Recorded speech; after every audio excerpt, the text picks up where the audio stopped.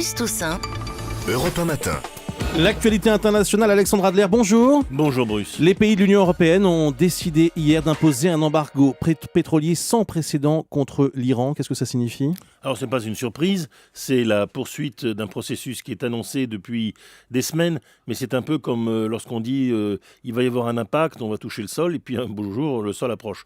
Et là nous y sommes. C'est-à-dire que le vote par les Européens met quasiment en action un plan de boycott du pétrole iranien qui va affecter immédiatement, et cette fois-ci de manière directe, le système financier, car c'est la première fois que les sanctions s'attaquent aux banques iraniennes.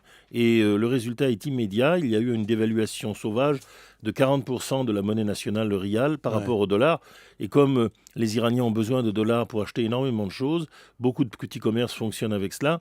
En réalité, c'est un début véritablement de panique économique qu'on est en train de créer à Téhéran et dans les grandes villes. Bref, les sanctions ne sont pas si indolores que l'on prétend, elles le deviennent de moins en moins. Parce qu'au moment où on parle d'une intervention militaire, enfin en tout cas c'est dans l'air depuis plusieurs mois maintenant, voire plusieurs années, cette action-là précisément des Européens, ça pourrait marcher ? Oui et non. Alors, nos auditeurs doivent comprendre que c'est un jeu compliqué parce qu'au lieu d'être à deux, l'Occident contre le régime iranien, c'est un jeu à quatre.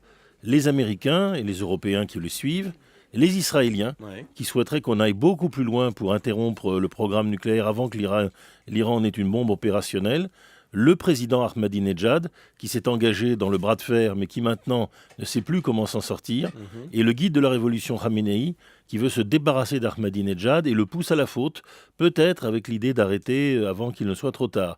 Mais bien entendu, dans une situation de ce genre, tout peut arriver, y compris un dérapage autour du détroit d'Ormuz, cette voie d'eau extrêmement étroite par laquelle passe 40% de la consommation mondiale de pétrole.